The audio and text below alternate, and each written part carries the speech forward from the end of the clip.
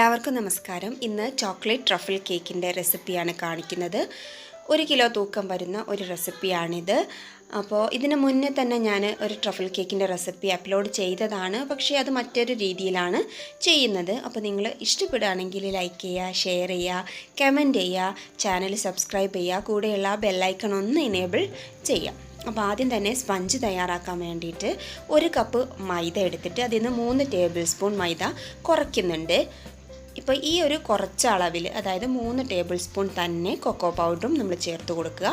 പിന്നെ വേണ്ടത് 1 teaspoon baking powder, അതുപോലെ 1/4 ടീസ്പൂൺ ബേക്കിംഗ് സോഡ, 1/4 ടീസ്പൂൺ ഉപ്പ്. ഇത്രയും ചേർത്ത് ഇത് നല്ലപോലെ ഒന്ന് ഇടഞ്ഞെടുക്കണം. ഒരു 3 പ്രാവശ്യം ഇടഞ്ഞെടുത്താൽ മതി. അപ്പോൾ അതവിടെ മാറ്റി വയ്ക്കാം. ഇനി നമ്മൾ ചെയ്യേണ്ടത് മുട്ട എടുക്കുക. 4 മുട്ടയുണ്ട്, റൂം ടെമ്പറേച്ചറിലുള്ളതാണ്. അതിലേക്ക് 1 ടീസ്പൂൺ വാനില എസൻസ് ചേർത്തിട്ടുണ്ട്. അതുപോലെ 1/4 കപ്പ് തരിതരേന ഉള്ള പഞ്ചസാരയുണ്ട്, 1/4 കപ്പ് പാലും 1/4 കപ്പ് ഓയിലും എടുത്തിട്ടുണ്ട്. ഇനി നമ്മൾ ചെയ്യേണ്ടത് മുട്ട നല്ലപോലെ ഒന്ന് ബീറ്റ് ചെയ്തെടുക്കണം. നല്ല ഫ്ലഫിയായി ബീറ്റ് ചെയ്താൽ നല്ല സോഫ്റ്റ് കേക്കായിട്ട് കിട്ടും. അപ്പോൾ അതിനിടയ്ക്ക് കുറേശ്ശെയായിട്ട് പഞ്ചസാര ചേർത്ത് കൊടുക്കുക. നിങ്ങൾ പൊടിച്ച പഞ്ചസാരയാണ് ചേർക്കുന്നതെങ്കിൽ 1 കപ്പ് ചേർത്താൽ മതി. നല്ലപോലെ അത് പഞ്ചസാര അതിലേക്ക് യോജിച്ച് വരും. ഇപ്പോൾ ഇത് നല്ലപോലെ ബീറ്റ് ആയിട്ടുണ്ട്. ഇനി നമ്മൾ ഈ പാലും ഓയിലും കൂടെ ഇതിലേക്ക് ചേർക്കാൻ പോവുകയാണ്. അപ്പോൾ ഈ രീതിയിൽ നമ്മളൊന്ന് മിക്സ് ചെയ്തിട്ട് ചേർക്കുകയാണെങ്കിൽ പെട്ടെന്ന് യോജിച്ച് കിട്ടാൻ സുഖമാണ്. അപ്പോൾ ഇത് കുറേശ്ശെ ഒഴിച്ച് ഒരു ലോ സ്പീഡിലിട്ട് ഒന്നൊന്ന് യോജിപ്പിച്ച് എടുക്കേ വേണ്ടുള്ളൂ. ഇനി നമ്മൾ ഇതിലേക്ക് ഡ്രൈ ഇൻഗ്രീഡിയൻസ് ചേർക്കുക. ഒരു 3 പ്രാവശ്യമായിട്ട് പതുക്കെ ഫോൾഡ് ചെയ്തെടുത്താൽ മതി. അപ്പോൾ ഓവൻ ഒരു 180 ഡിഗ്രിയിൽ 10 മിനിറ്റ് പ്രീ ഹീറ്റ് ചെയ്യണം ഈ സമയത്ത്. അപ്പോൾ അത് പ്രീ ഹീറ്റ് ചെയ്യാൻ വെച്ചിട്ടുണ്ട്. അപ്പോൾ നമ്മളിതൊന്ന് നല്ലപോലെ ഒന്ന് യോജിപ്പിച്ചെടുക്കുക. കട്ട കുത്താതെ പതുക്കെ ഫോൾഡ് ചെയ്തെടുക്കുക. ഇനി ബാറ്റർ ഇവിടെ ഒരു 8 ഇഞ്ചിൻ്റെ പാന് ഞാൻ റെഡിയാക്കി വെച്ചിട്ടുണ്ട്. ബട്ടർ പേപ്പറൊക്കെ വെച്ച പാനാണ്. അപ്പോൾ അതിലേക്ക് നമ്മൾ ഒഴിച്ചു കൊടുക്കുക. എന്നിട്ട് 180 ഡിഗ്രിയിൽ ഒരു 45 മിനിറ്റ്സ് ആണ് ബേക്ക് ചെയ്ത് എടുക്കേണ്ടത്. അപ്പോൾ ഇത് നല്ലപോലെ ഒഴിച്ച് നല്ലപോലെ ഒന്ന് ടാപ്പ് ചെയ്ത് കൊടുക്കണം.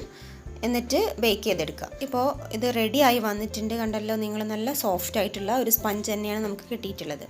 ഇനി ഗനാഷ് തയ്യാറാക്കണം. അതിന് വേണ്ടിയിട്ട് 1 കപ്പ് ചോക്ലേറ്റ് ആണ് എടുത്തിട്ടുള്ളത്.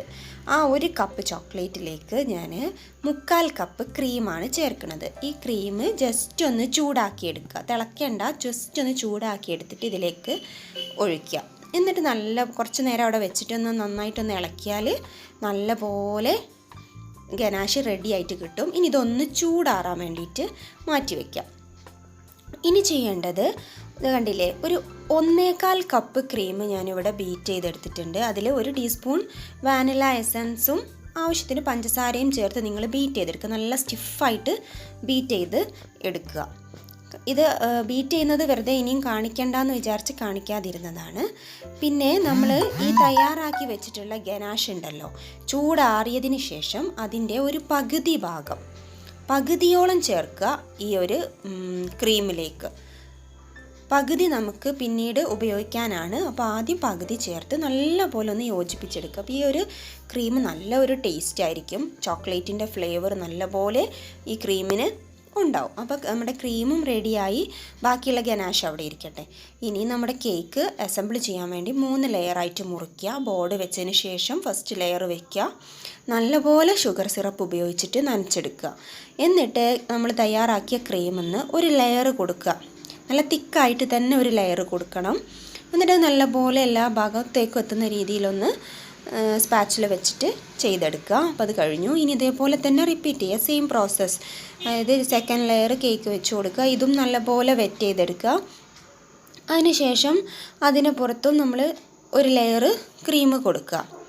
അപ്പോൾ നമ്മൾ ഇതിനകത്ത് ചോക്ലേറ്റ് ഗനാഷ് അത്യാവശ്യം നല്ലപോലെ ഒഴിച്ചതുകൊണ്ട് പിന്നെ ഒരു ചോക്ലേറ്റ് ഗനാഷ് മുകളിലൂടെ ഒഴിക്കേണ്ട ആവശ്യകത വരുന്നില്ല. ഇനി 3rd ലെയറും വെക്കുക. ഇതും നല്ലപോലെ വെറ്റ് ചെയ്തെടുക്കുക.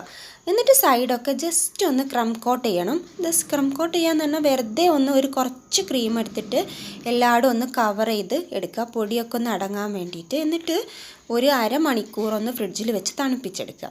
ഇപ്പോൾ ഇത് ഫ്രിഡ്ജിൽ വെച്ച് നല്ലപോലെ ഒന്ന് തണുത്ത് വന്നിട്ടുണ്ട്. അപ്പോൾ അതിൻ്റെ മുകളിലേക്ക് നമ്മൾ തിക്കായിട്ടുള്ള ക്രീം ഇട്ട് കൊടുക്കുക. എന്നിട്ടത് നല്ല രീതിയിൽ എല്ലാ ഭാഗവും നല്ല നീറ്റാക്കിയിട്ട് കവർ ചെയ്തെടുക്കുക. ഫസ്റ്റ് മുകൾ വശം നല്ല നീറ്റാക്കി എടുക്കുക. അതിനുശേഷം നിങ്ങൾ സൈഡ് നല്ലപോലെ ഒരു തിക്ക് കോട്ടിങ് കൊടുത്തിട്ട് അതും നമ്മൾ നീറ്റാക്കി എടുക്കുക. ക്രം കോട്ടിങ് ചെയ്തിട്ട് ഇങ്ങനെ ചെയ്യുമ്പോൾ നമുക്ക് പെട്ടെന്ന് ചെയ്തെടുക്കാൻ പറ്റും. അപ്പോൾ ഇതായി കഴിഞ്ഞാൽ ഇനി ഇതിൻ്റെ സൈഡിൽ നമുക്ക് വേണമെങ്കിൽ ലൈൻസ് കൊടുക്കാം. അത് ഓപ്ഷണലാണ്, നിങ്ങൾക്ക് വേണമെങ്കിൽ ചെയ്താൽ മതി. ഞാനിപ്പോൾ ജസ്റ്റ് ഒരു ലൈൻസ് കൊടുക്കുന്നുണ്ട്.